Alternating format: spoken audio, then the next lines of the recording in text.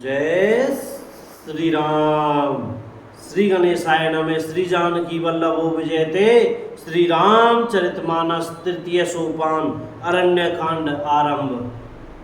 धर्म रूपी वृक्ष के मूल विवेक रूपी समुद्र को आनंद देने वाले पूर्ण चंद्र, वैराग्य रूपी कमल के विकसित करने वाले सूर्य, पाप रूपी घोर अंधकार को निश्चय ही मिटाने वाले, तीनों तापों को हरने वाले, मोह रूपी बादलों के समूह को छिन्न भिन्न करने की विधि क्रिया में आकाश से उत्पन्न पवन स्वरूप ब्रह्मा जी के वंशज आत्मज तथा कलंक नाशक महाराज श्री रामचंद्र जी के प्रिय श्री शंकर जी की मैं वंदना करता हूँ।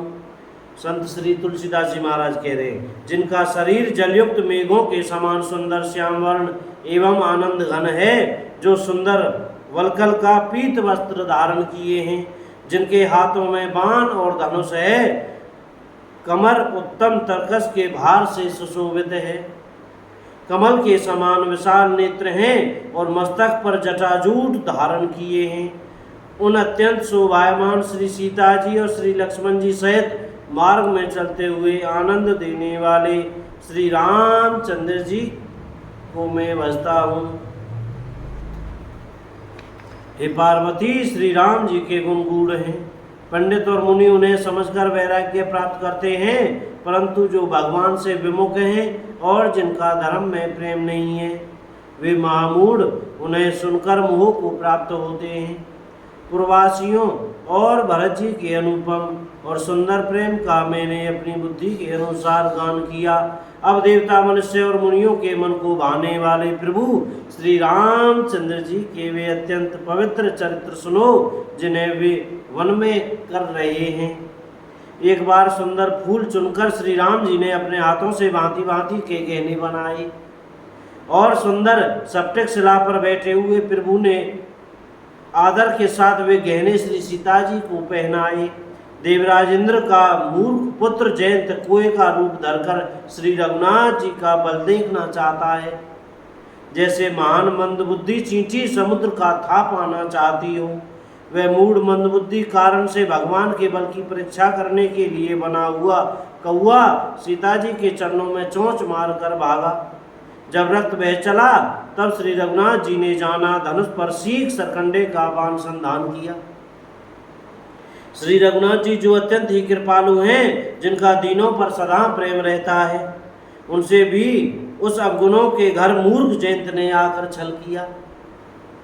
मंत्र से प्रेरित होकर वह ब्रह्मवान दौड़ा, कौआ भयभीत होकर भाग चला। वह अपना असली रूप धरकर पिता इंद्र के पास गया, पर श्री राम जी का विरोधी जानकर इंद्र ने उसको नहीं रखा। तब वह निराश हो गया, उसके मन में भय उत्पन्न हो गया, जैसे दुर्वासा ऋषि को चक्र से भय हुआ था। वह ब्रह्मलोक, शिवलोक आदि समस्त लोकों में थका हुआ और भय शोक से व्याकुल होकर भागता फिरा, पर रखना तो दूर रहा, किसी ने उसे बैठने तक के लिए नहीं कहा। श्री राम जी के द्रोही को कौन रख सकता है? कागभूषुंडी जी कहते हैं, हे गरुड़ सुनिए, उसके लिए माता मृत्यु के समान, पिता यमराज के समान और अमृत विष के समान हो जाता है। मित्र सैकड़ों शत्रुओं की सी करने लगता है। देव नदी गंगा जी उसके लिए वैतरणी यमपुरी की नदी हो जाती है। हे भाई सुनिए, जो श्री रघुनाथ जी के विमुख होता है, समस्त जगत उसके लिए अग्नि से भी अधिक गर्म जलाने वाला हो जाता है। नारद जी ने जयंत को व्याकुल देखा तो उन्हें दया आ गई, क्योंकि संतों का चित्त बड़ा कोमल होता है। उन्होंने उसे समझाकर तुरंत श्री राम जी के पास भेज दिया। उसने जाकर पुकार कर कहा, हे शरणागत के हितकारी, मेरी रक्षा कीजिए। आतुर और भयभीत जयंत ने जाकर श्री राम जी के चरण पकड़ लिए और कहा, हे दयालु रघुनाथ जी, रक्षा कीजिए, रक्षा कीजिए। आपके अतुलित बल और आपकी अतुलित प्रभुता सामर्थ्य को मैं मंद बुद्धि जान नहीं पाया था। अपने किए हुए कर्म से उत्पन्न हुआ फल मैंने पा लिया। अब हे प्रभु मेरी रक्षा कीजिए, मैं आपकी शरण तक कर आया हूँ। शिव जी कहते हैं, हे पार्वती, कृपालु श्री रघुनाथ जी ने उसकी अत्यंत आर्त दुख भरी वाणी सुनकर उसे एक आंख का काना करके छोड़ दिया। बोल सियावर रामचंद्र की जय हो।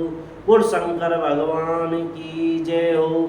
अयोध्या धाम की जय हो। चमेली वन धाम की जय हो। श्री हनुमान जी महाराज की जय हो। सब संतन की जय, सब भक्तन की जय, अपने अपने गुरु महाराज की जय। जय श्री राधे श्याम।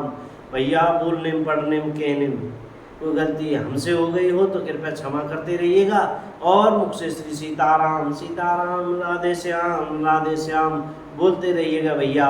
यह अरण्य कांड का संवाद है और बाकी कथा कल कहेंगे, चाहे परसों कहेंगे, जब भगवान की कृपा होगी जब कहेंगे।